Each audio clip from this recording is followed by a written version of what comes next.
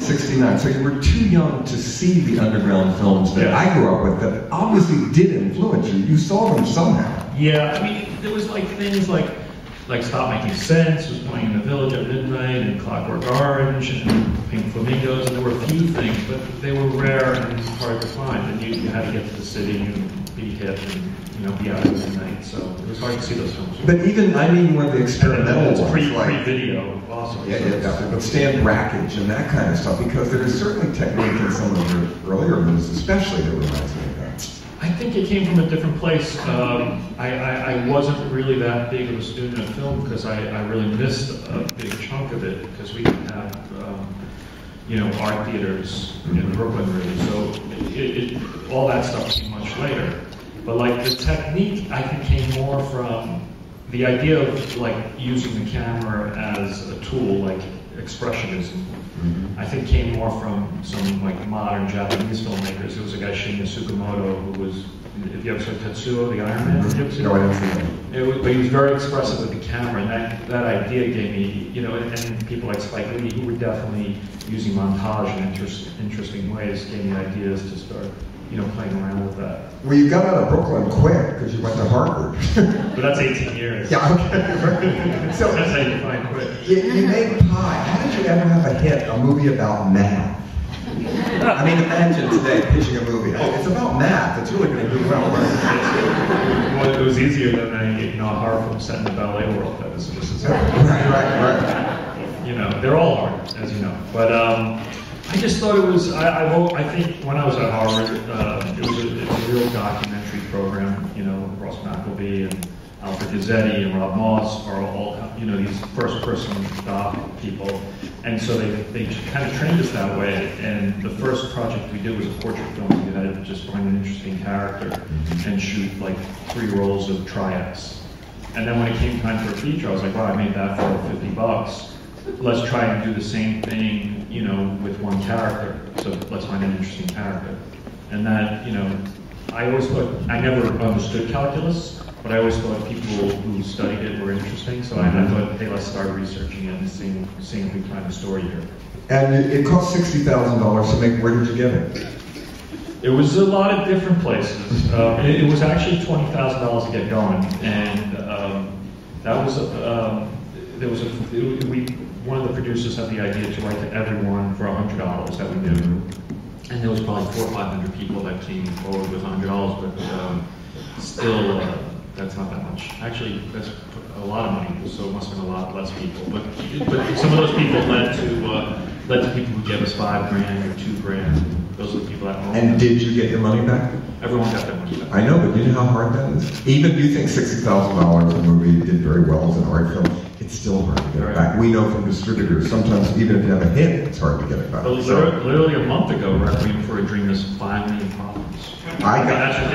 This is what I just got. The first check of profit this year for my original Hairspray movie. From 1988. Lots of crooks out there. Yeah, well, I didn't say that, but we both had the same distributor, Artisan, and Bill Block was somebody who was involved with it. He was my first agent in Hollywood, which was a coincidence, right? But Artisan picked it up, right? And they were great for a while, but one of these distributors that comes and goes quickly. Yeah, it was their first film. They were still called Live Entertainment, which was kind of a straight-to-video. Right. And they had this idea that they were going to fill the hole that Harvey had started. And New Line. Yeah, exactly. As they had gotten into bigger films, and they lived up to it. And they kind of burned brightly for 2-3 years. Yeah.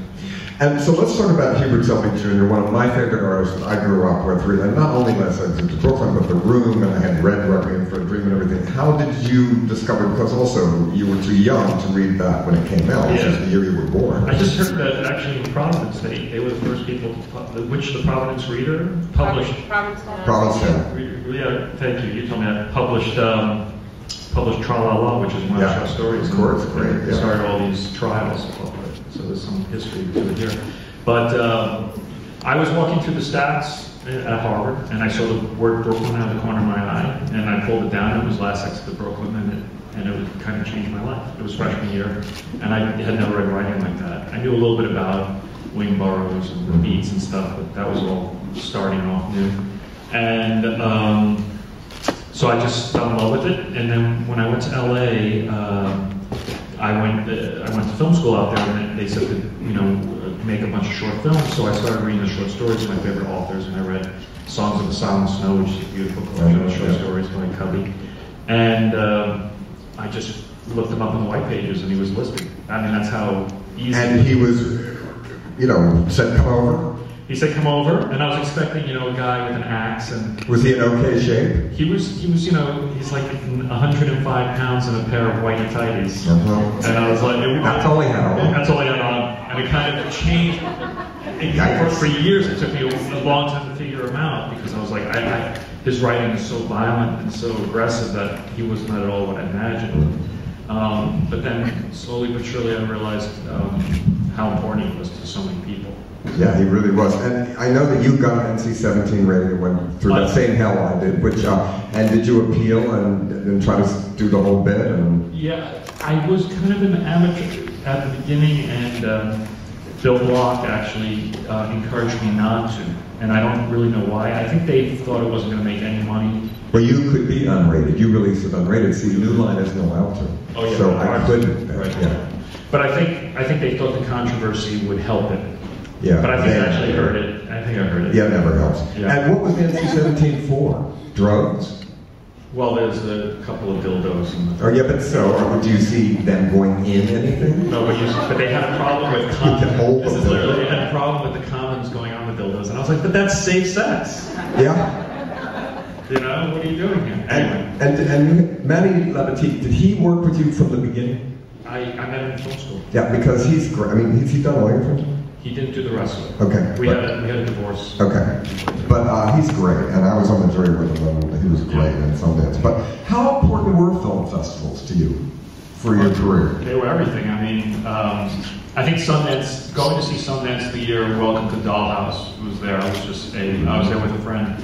I realized that if you make a film well enough, it doesn't matter what it's about. Because that film was about such a very specific character.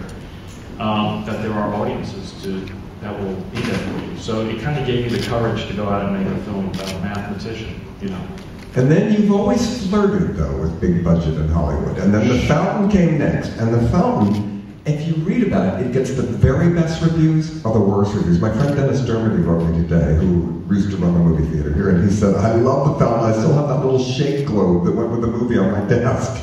But tell me, I know you had a hideous history with that. It was like $75 million with Brad Pitt, and then it went change, and so it was torture to get it made, right? Yeah. And then torture when it came out. It was hard. I don't know. I mean, it was the film I wanted to do, so I was very proud of it, and I always knew it would be. It was basically a big budget art film, and so released by a studio, really not knowing how to release it. And so, but more than anything, I think more than any film I've done, that's the one where the most diehard fans are still connected to it. Do you think sometimes directors like the films they did that maybe didn't do as well because you just want to root for them? They're like children with learning disabilities.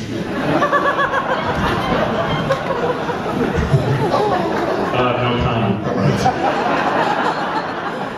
And when something opens and it doesn't do well, I think it's very important. When I have a friend that has a film and it opens and it opens badly, I call that Monday morning because the phone is very silent that day. Yeah. And is it harder to, as you get older, or easier to get a bad review, or to have something that doesn't work the way you want?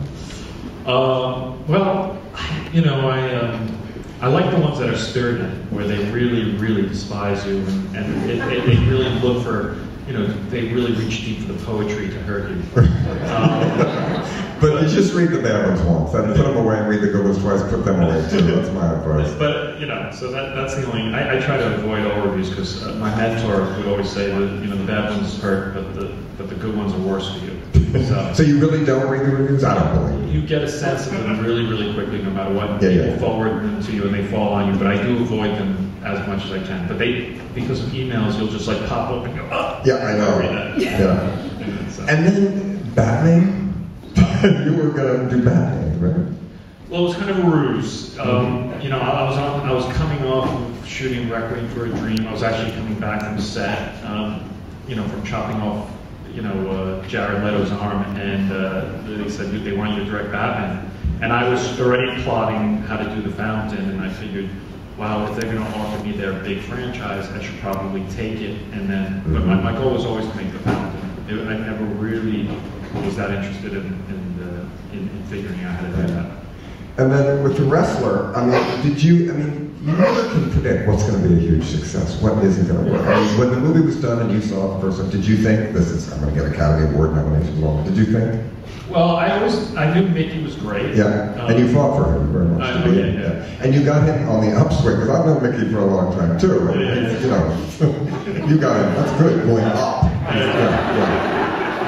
He came, I was sitting with Greg Norman at the Spirit Awards, and he walked in and yelled real loud, "My two favorite fags, hi!" Which he meant it really nicely, but I thought it was funny, but you have to kind of know him. Right? Yeah. Why didn't he win? Did he campaign too hard? Well, he did say the word faggot a few too many times. He was pretty... Oh, but he's very gay-friendly. Oh, he's very... that's the whole thing. It's he's very everything friendly. He's a deeply loving guy. Yeah. He's so offensive to a lot of people. I was just... half my life was just, trying to keep him quiet, And Marissa at the time was, she lives in my building. Actually, her pipe broke and flooded my apartment, by the way, but I still like her. It wasn't her fault. But, don't be so sure. Yeah. But did they get along? No comment. But still, she was really good in the movie, so I'm just wondering, he got so much attention for it. So she got nominated too. Yeah, she did. She did, right. And after that success, could you do pretty much what you wanted? No. Okay. You never can, right? No, we spent like a year and a half trying to get the money for Black Swan, and I was like, hold on, there's, Natalie Portman, who's a legitimate movie star, Winona Ryder, Mila Kunis, Barbara Hershey, Vincent Cassell. It's cheap, and it's girls in tutus. What else? Yeah. But they were like, it is horror beats, But there's no other movie that can win the Oscar and get great reviews, and at the same time also play at midnight with drag queens doing the parts. I don't think there's ever a movie that can be that. That could happen, right? It's happened. Yeah, it has happened. Yeah. And so the extremes in your movies, which are great, and I think that movie really has great extremes. And I saw it before it came out of the screening, and I thought, wow, this movie is really going to tear it up, because they don't make them like that, and they're afraid to make it. So how did you get through the test screening process? It was a hard trip. They didn't understand it, and they had a lot of questions. They being the studio. Okay. And they had a lot of questions and a lot of ideas for cuts, and but Fox Searchlight is a good partner. They are filmmaker friendly, so they push, but they only push so far. And I do think a lot of the pushing was helpful. It's just as until it's a polished, finished film, lots of things don't work until all the sounds are in, all the effects are in. So you never really quite know what it is. But once again, just like The Wrestler, we had no clue, what was going to happen. The Wrestler we finished literally 2-3 days before it premiered in Venice, and it ended up winning the Golden Lion, which was way beyond our expectations. We thought Mickey might have a shot, and when Mickey found out the film on the Golden Lion night, and he trashed his apartment, which was great. I was like, but Mickey, you are the movie. Yeah. It's okay that the film is going to do, and so he calmed down. But can I ask all directors? Do you get turned on shooting a lesbian scene? No. All right. Because it was a hot lesbian scene, you have to say. Straight men love a lesbian scene, I'll tell you. I'm so empathetic with the actors that Yeah. I feel their pain. We had 2 days to shoot that scene. Yeah. I shot it in half a day. I just banged It's it out. mortifying, isn't it? When you have to tell, every sex scene I've ever done is mortifying. For me to ask them, okay, now you have to start panting and stuff, it's embarrassing. My general strategy is to be really, it's not my strategy, it's how I come out. I'm just very shy and embarrassed by the whole thing. Right. Get through it. Now, lots of rumors now, you're going to do Noah's Ark, this movie, this big budget thing. Are you allowed to mention that? It came on my Google alert from Nikki, Yeah. If I get the money, we'll see. We're trying to raise money. And what is it? Noah's Ark. But Elephants. It's my take on it, so it'll be a little freaky. Sounds good. And Wolverine? Oh, that's in the past. That's in the past. Okay, that was dragged out. And the HBO thing, Hobgoblin, what is that about? Yeah, what is that? That's just a chance to work with Michael Chabon, who's one of my favorite writers, and he just came up with a good idea, but it has to be written. So it's all very premature. Hopefully the next thing will be Noah. So you're flirting with big budget. I mean, you're big Hollywood budgets and everything. Because I agree. Could you make a film for $3-4 million today? It's almost a vanished genre, independent film, like what Requiem for a Dream cost, or whatever. Could you get that made today? Do you think? It's very, very tricky. It's that range is a hard one, and it's also hard to do. I mean, the wrestler was 6, so I've done it recently, but it's still really hard and tough, especially the older you get, the lazier you get, and it's hard to like really, be down with the waiter boots in the water with the camera. I like being in the, in front of the big screen TV. But are you at all want to do like TV, like HBO or anything? Because they seem so much more freedom they get today. Right? Well, HBO's exciting because that's what's happened to independent films. It's gone to HBO. Yeah. They have such sophisticated characters and plots, so I'd be very open to that. And before we do questions from the audience, I just wanted to ask, you used to be the other film director that had a signature mustache. What happened? I just didn't want to compete with you on stage. No. You're the hometown favorite. But you had it for a long time. I did have it for a long time. I was 40. Before Brad Pitt had it, I had it. Really? Not before you. No. So, do you still go to movies? Do I still go to movies? Yeah, do you see them in theaters? Yeah. I saw some movies here yesterday. But outside of film festivals. Commercial, just a regular. And so what have you liked recently? That's a messed up question. It's summertime, so there's not many. I saw Win-Win, which was a beautiful bit. Tom McCarthy's movie was beautiful. He's a real humanist, and it's really beautiful movies. I don't know, I'm a big documentary fan. That's mostly what I see. And is there any star that has turned you down that you still want to work with? Every star in the business. Really? Yeah. I think Vera's turned me down 2-3 times. They're always like, "How you want me to do that for that little amount of money?" That's what Ellen Burstyn said when I showed her record. Well, she was great in that movie. I mean, she didn't look like. But do you ever have trouble getting them to do the stuff? I think once they're game, they're game. Yeah, me too. I think once they're in there, they're in. I mean, it's all about trust, as Albert was saying. And, I think one thing Albert didn't say is the track record of all those movies so that everyone's all excited to expose themselves for his camera. And I think that's the same way, if you show people what the work is and you explain it to them well enough, then they're ready to go for it. And if they've seen your other movies, they seem to be able to get it. That's the thing. Can't you tell a lot when you have the quote meeting? If they're big Hollywood stars, they don't read, so they look at you and think, "Are you going to wreck my career?" And you look at them and think, "Are you going to be an asshole for 3 months?" It's kind of an unspoken thing. And you can tell. If they have a humor. What bothers me is the more successful some actors get, the more afraid they get, which drives me crazy because it's like you could fuck up and afford it. Well, with both of us, they blame us, not the actor. That's right. Yeah, they always blame it, and then we blame the writers. So it's okay. But I can just blame the psychiatrist. Okay. Blame my shirt. Okay, let's take a question. First of all, it's an honor to meet both of you. You guys are both amazing directors. And I just basically had a question about possibly what is your favorite protagonist to work with, or maybe what was your favorite protagonist? Because I noticed that you tend to be attracted to characters who seem to almost be destroyed by their own passion. And I was just kind of curious what you thought, like particularly with the Black Swan and the Wrestler. So, thank you. So my favorite fictional protagonist to work with, or you mean my favorite actor, the favorite character I worked with that I did, or something? Pretty much your favorite that you've done in your movies, or Yeah. just your take, like what you're adapting in movies?